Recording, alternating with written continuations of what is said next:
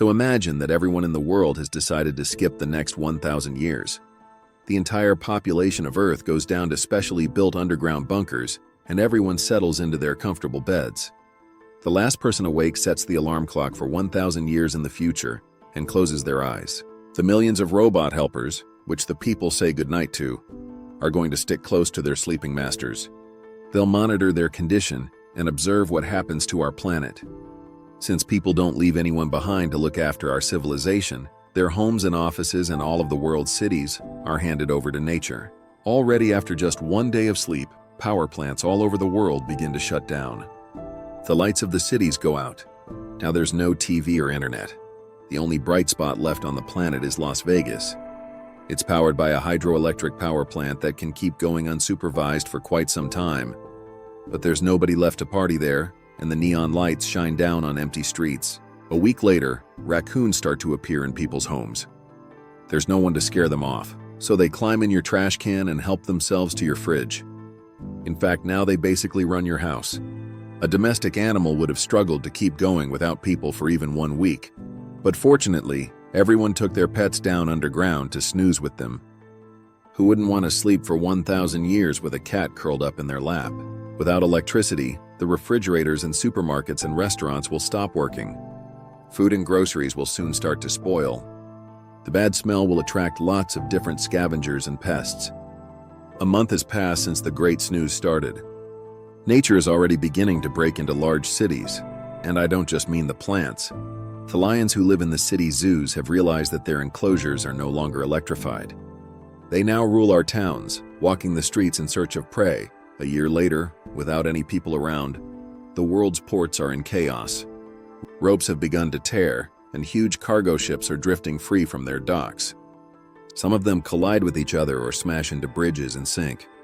The rats who lived on the cruise ships will finish off the leftover supplies, and they'll start fighting with the seagulls for scraps. 5 years of sleep. It's impossible to recognize our cities anymore. Vines and ivy have covered buildings, and other plants have turned concrete streets into gardens. You can't hear the endless honk of car horns or the music from all the ads on Times Square anymore. All that's left is the bird song and the wind. Oh, and Las Vegas has long stopped lighting up as well. Normally, astronauts control and correct the orbit of the International Space Station, but now they're asleep back on Earth, along with everyone else. The ISS soon enters Earth's atmosphere and falls to the ground. 10 years. Everyone's already had an incredible amount of dreams. But the real world is changing rapidly. The dams and hydroelectric power plants near big cities are starting to collapse. Without humans there to maintain them, the water breaks through and floods people's homes. Water levels are rising, and new inhabitants, fish, are appearing in our cities. Within 30 years, we'll lose London and Amsterdam. They were built on marshes that were kept dry by drainage systems, but now nature has got the upper hand, and the streets slowly start to sink from time to time. Our vacant world sees big fireworks displays. Now nobody's celebrating anything.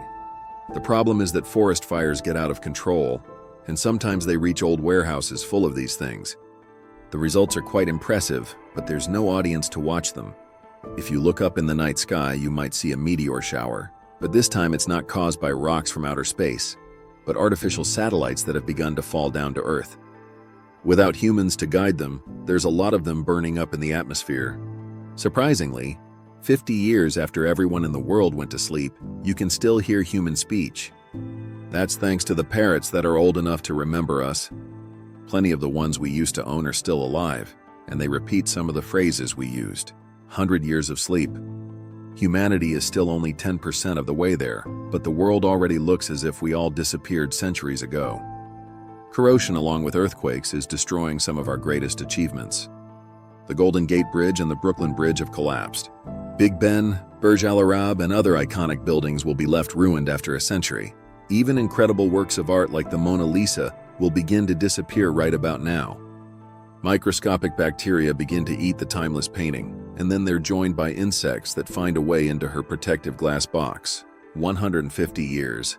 Almost a third of all the world's skyscrapers will be destroyed. The roads that passed over subway tunnels will collapse. Washington will gradually disappear, and Los Angeles will become a real savanna with lots of elephants walking around. 300 years of sleep. All the storage devices that people once used to save information will be damaged beyond repair. Without flash drives, CDs, or paper records, human history and culture will be lost.